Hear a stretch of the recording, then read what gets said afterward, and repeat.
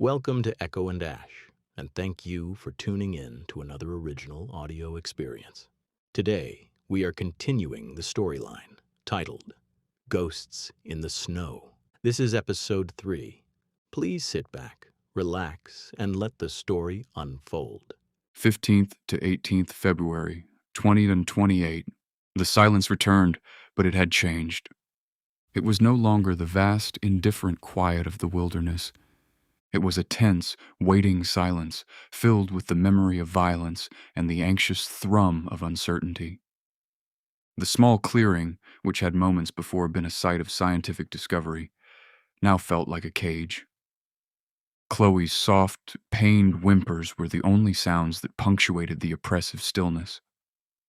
Ben finished dressing the wound, his hands moving with a mechanical steadiness that belied the frantic racing of his own heart. The bandage was thick and white, a stark flag of injury against the muted colors of their gear. He gave her a dose of high-strength ibuprofen from the medkit, a small, practical action that felt woefully inadequate. "There," he said, his voice softer now. "That's the best we can do for it out here. Take my spare set of gloves. We don't need a case of frostbite to deal with, too." He muttered as he pulled the gloves out of his pack. Chloe looked at her bandaged hand, now a bulky alien presence in her lap. The trembling had not stopped. "What was wrong with it, Ben?" she asked, her voice small, childlike. "Animals don't just do that." Ben replied, "I'm thinking rabies. It is endemic to Siberia and causes that kind of aggression." He looked over at Kira, who was carefully packing away the dead kitten, careful not to get any of its blood or saliva on anything. She was back in her element, the chaos of the moment distilled into a clear, scientific problem. "I concur, rabies," Kira said, her voice flat and direct. The word dropped into the cold air like a stone. "Lyssivirus. It is the only logical explanation for the unprovoked, extreme aggression." The word hung there, familiar and terrifying. Rabies wasn't a mystery. It was a well-documented biological horror, a neurological death sentence. The team looked at each other, the implications of Kira's diagnosis settling over them like a shroud. "You're sure?" Mac asked, his voice strained. He had seen the effects of rabies once in a village in India. It was not a memory he revisited often. "It is the most likely hypothesis," Kira clarified, ever the scientist. "The virus attacks the central nervous system. It inflames the brain, leading to delirium, confusion, and the characteristic furious stage aggression. It concentrates in the salivary glands to facilitate its own transmission through a bite. The behavior of the animal, while extreme, is consistent with a hyper-aggressive rabies victim." A wave of cold, clarifying dread washed over Ben. The shapeless fear of the unknown was suddenly replaced by the sharp, specific terror of a known enemy. Rabies, a devil they knew. It had rules, it had a timeline, and most importantly, it had a treatment. "Post-exposure prophylaxis," Ben said, the words coming out in a rush. "A course of HRIG and 4 vaccine shots. It's nearly 100% effective if administered before the onset of symptoms."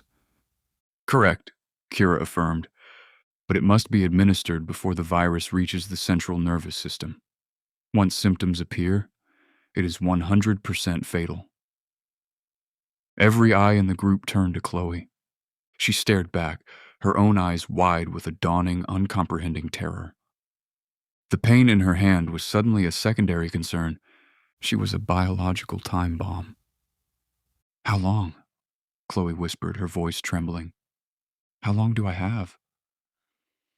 "The incubation period varies," Kira said, her tone softening slightly, shifting from scientist to reluctant physician. "It depends on the location of the bite, the severity, the viral load.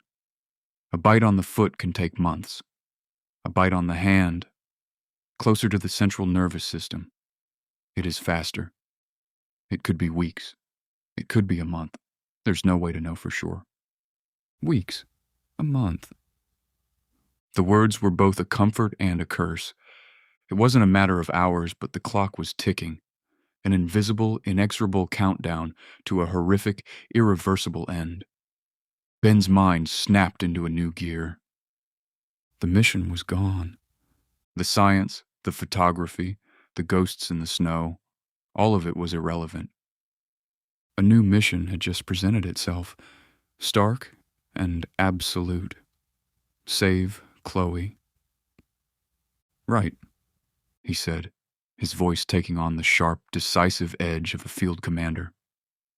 He stood up, forcing a confidence he didn't feel, projecting an authority he hoped would quell the rising panic.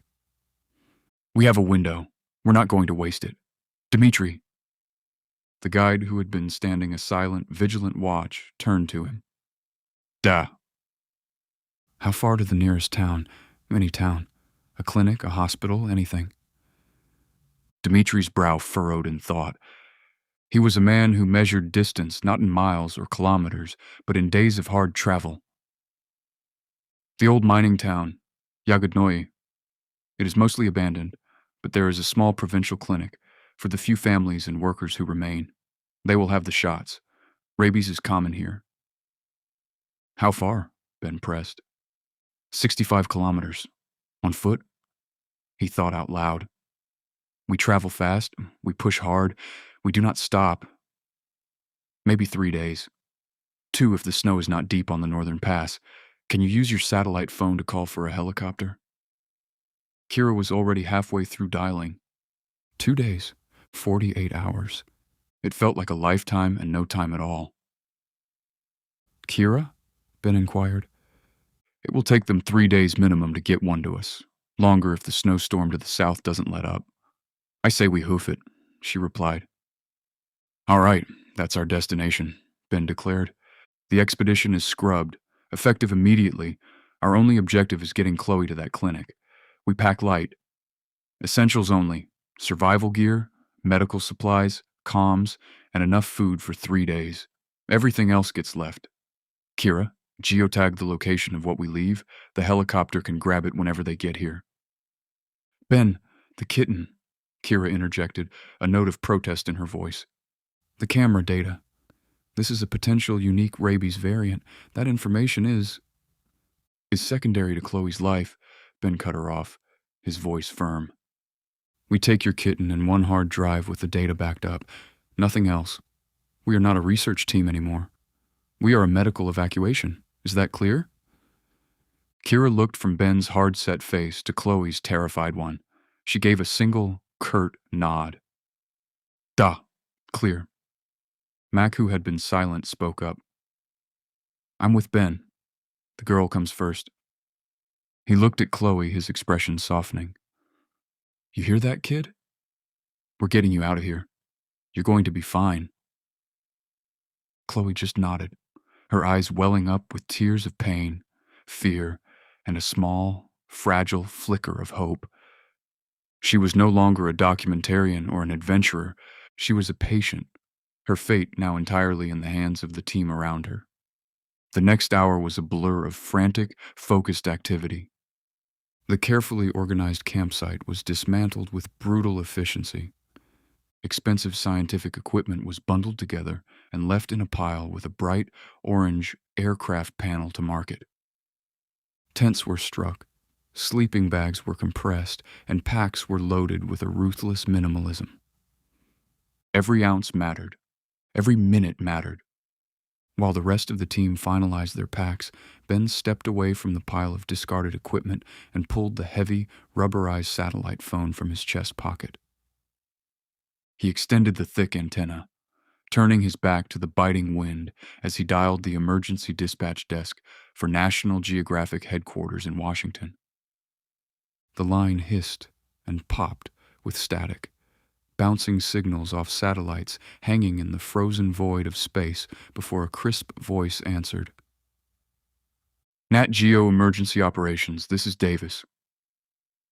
Davis, this is Dr. Ben Carter, expedition leader for the Saka Republic team, Ben said, his voice clipped and professional. Go ahead, Dr. Carter. We see your tracker pinging. Everything all right? Negative. We have a medical emergency. One of my team members, Chloe Jenkins, suffered a severe animal bite. We suspect rabies endemic to the region. The incoming weather is delaying immediate helicopter extraction to our current coordinates. We are scrubbing the scientific mission entirely and executing an overland medical evacuation to the clinic in Yagodnoye. There was a brief pause on the other end as the dispatcher processed the sudden escalation. Copy all, Dr. Carter. I am flagging your situation report as urgent. What is your estimated time of arrival at Yagodnoye? 2 to 3 days on foot, Ben replied, watching Dmitri expertly tie down a sleeping roll. Have Russian medical authorities notify the clinic to prepare a full post-exposure prophylaxis protocol. We are moving fast and may go dark on comms to conserve battery, but our emergency GPS beacon will remain active. Understood. We will coordinate with local authorities, Davis replied. Ben continued. We are packing all our equipment in base camp and geotagging its location. Mark my current position as a backup, please. Done. Please call with a situation and position report daily at 1800 local time or as able. Davis conformed. Will do, out. Ben killed the connection and slid the phone back into his pocket. The official declaration made it terrifyingly real. Ben worked alongside his team, his mind a whirlwind of logistics and fear. He felt a strange, grim sense of relief. The formless dread of the empty forest and the unnatural stillness had been terrifying in its ambiguity. But this was a problem he could understand. It was a race against a known biological enemy. It was a mission with a clear objective. It was a fight. And as he cinched the straps on his pack and looked at the determined faces around him, he knew it was a fight they were not going to lose. He went to Chloe, who was sitting numbly on a camp stool, Mac helping her sip some water. Ready to move? Ben asked gently. She looked at her bulky, bandaged hand, then up at him, her eyes pleading. Ben, am I going to die? Ben met her gaze, his own resolve hardening. He would not allow it. He would drag her across 100 miles of frozen wasteland if he had to. Absolutely not, he said, his voice ringing with a conviction that left no room for doubt. We know the devil that's chasing us, Chloe, and we are going to outrun it. He shouldered his pack. Let's go. The world shrank. The vast, panoramic emptiness of Siberia, which they had come to document, ceased to exist. Their universe contracted to the small, suffering circle of their team and the singular, desperate objective that propelled them forward. Every step was a tick of an invisible clock. Every kilometer covered was a small victory against the microscopic enemy silently multiplying in Chloe's bloodstream. Ben pushed them relentlessly. The sun, a weak, indifferent smear in the gray sky, became their metronome. They marched from its rising to its setting, stopping only for brief, functional halts to force down high-energy food bars and melt snow for water. There was no time for proper camps, no comfort of a warm tent. Sleep came in short, 2-hour shifts in the bitter cold, huddled together for warmth in insulated bivy sacks, one person always on watch. Dmitri, as always, was at the front, a human compass navigating the treacherous, unmarked terrain. He moved with a steady, ground-eating pace, his knowledge of the land better than any map or even a GPS. He led them through dense, snow-choked forests where the branches of ancient larch trees clawed at their packs, and across vast, wind-scoured plains where the horizon seemed to stretch into infinity. He chose paths that were not easy, but direct, his every decision calibrated to shave minutes, then hours, off their journey. Mac, the grizzled veteran, transformed into Chloe's guardian. He had shed his cynicism like a heavy coat, replacing it with a gruff, paternal solicitude. He walked beside her, his hand often hovering near her elbow, ready to steady her if she stumbled. He carried a portion of her gear, lightening her load without being asked, an act of quiet solidarity that spoke more than words ever could. He had put his primary camera away, a profound statement from a man who viewed the world through a lens. His focus was no longer on capturing the story, but on ensuring one of its central characters survived. "You're doing great, kid," he would murmur, his voice a low rumble against the wind whenever he saw her falter. "Just one more ridge, one more riverbed. Keep putting one foot in front of the other." Chloe, for her part, was a portrait of stoic courage. The initial shock and terror had subsided, replaced by a grim, white-knuckled determination. The pain in her hand was a constant, throbbing fire, a physical reminder of the invisible poison she carried. The painkillers Ben gave her only dulled the edges, leaving a persistent, grinding ache that was a constant companion. She moved like an automaton, her face pale and drawn, her eyes fixed on Dimitri's back. She did not complain. She did not cry. She just walked. But the fear was always there, a shadow in her eyes, a slight tremor in her hands that had nothing to do with the cold. The first evening, when they stopped for their brief, frigid rest, the ritual was the same. Ben would carefully unwrap her bandage under the stark beam of his headlamp. The wound was not getting better. It was a nasty, angry constellation of purples and reds, swollen and hot to the touch. He would clean it again with their dwindling supply of antiseptic, his face a mask of professional concern. "Any numbness?" he would ask, his voice low. "Tingling? In your fingers? Your arm?" A search for the first dreaded sign that the virus had begun its march up her nervous system. "No," she would whisper, her voice hoarse with exhaustion. It just hurts, Ben." "Good," he would reply, though it felt far from good. "Pain is good. It means the nerves are still just nerves." Kira, meanwhile, was a ghost in their midst. She walked with her head down, lost in a world of her own thoughts. She was no longer a field biologist. She was a virologist in a race against her own dire predictions. The second day was the hardest. It brought them to the foothills of the northern pass, a series of steep, jagged ridges that stood between them and the relative lowlands where Yagodnoye was located. The snow here was deeper, softer, and the effort required to move through it was immense. Every step was a battle against a soft, yielding enemy that sucked the energy from their legs. Chloe began to falter. Her breathing became ragged, her steps unsteady. Twice she stumbled and fell, her face plunging into the snow, and it was only Mac's strong arm that hauled her back to her feet.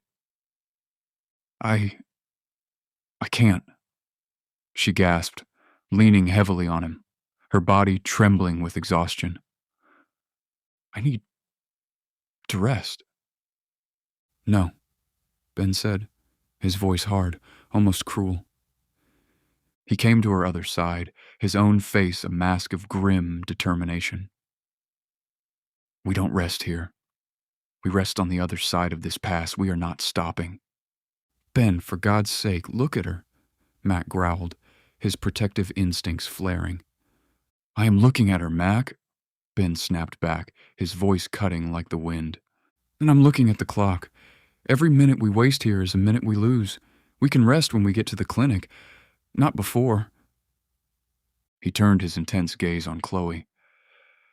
"Chloe, listen to me. This part is going to hurt. It's going to be the hardest thing you've ever done. But you have to do it. You have to find a gear you didn't know you had. Dig deep. Now." Something in his voice, in the raw, desperate urgency of his tone, seemed to spark a new fire in her. She looked from his hard face to Mac's worried one, and then at Dimitri, who stood waiting patiently, a silent testament to the need for forward momentum. She straightened up, took a deep, shuddering breath that was half sob, and nodded.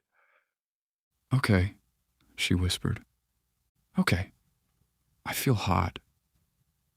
The words quiet and miserable cut through the tension.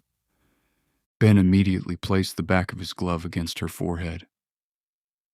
Even through the thick material, he could feel a distinct, radiating warmth.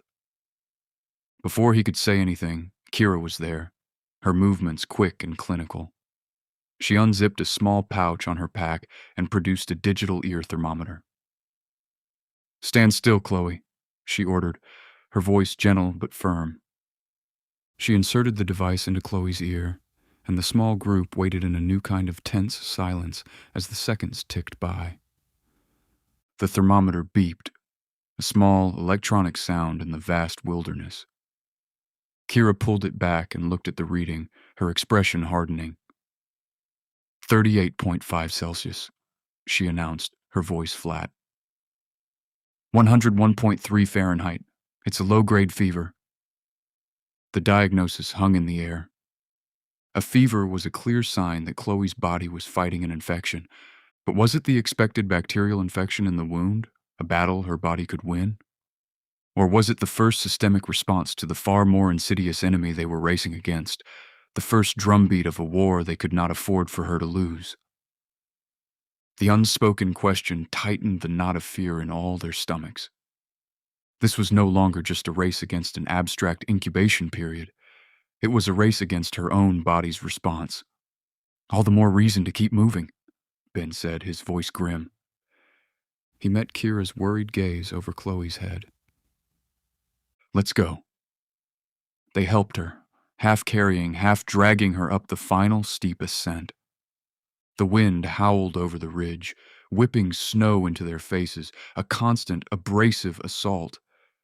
It was a primal physical struggle, a battle of sheer will against gravity, exhaustion, and the insidious, creeping despair that threatened to overwhelm them.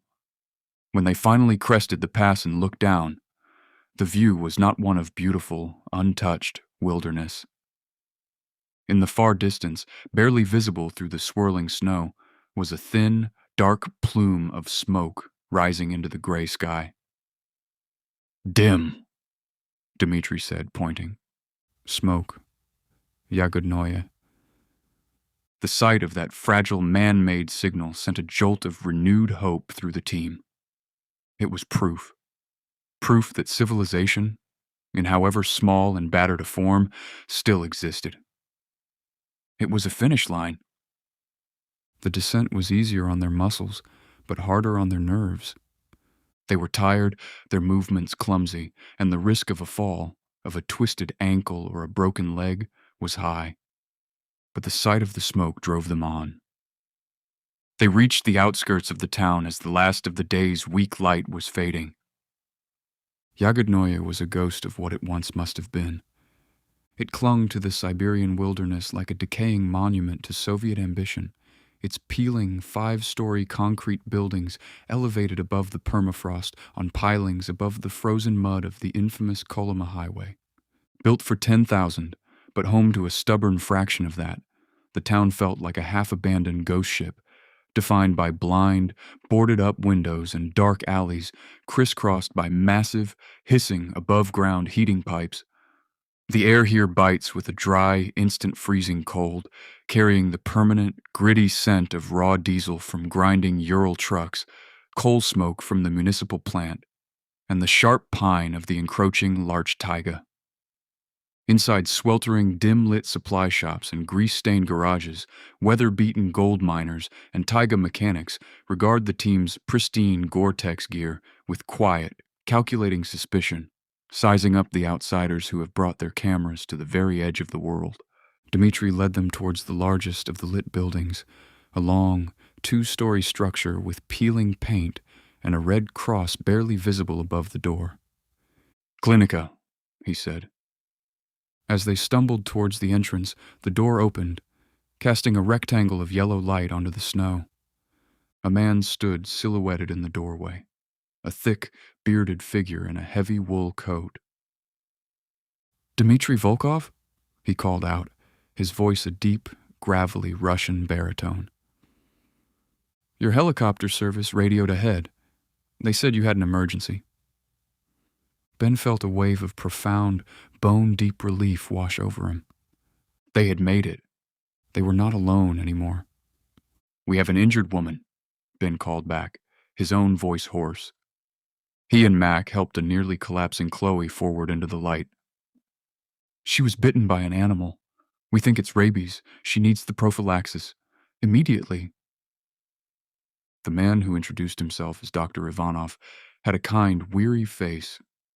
He ushered them inside, into the warmth and the sterile, antiseptic smell of a hospital. It was a smell they had never thought they would be so grateful for. As Dr. Ivanov led Chloe into an examination room, Ben leaned against the corridor wall, the strength finally leaving his legs. He looked at Mac, whose face was etched with exhaustion and relief. He looked at Kira, who was already talking in rapid, technical Russian to the doctor. He looked at Dmitri, who stood by the door, his duty done. They had outrun the devil. They had made it in time. In the small, under-equipped clinic in the middle of nowhere, surrounded by the ghosts of a dead town, they felt, for the first time in 3 days, a profound and fragile sense of safety. Thank you for listening to this episode. If you enjoyed the story, please be sure to like, subscribe, and share. Join us next time for the continuation of the series, where Chloe receives the medical care she needs. Until then, stay safe, and thanks for listening.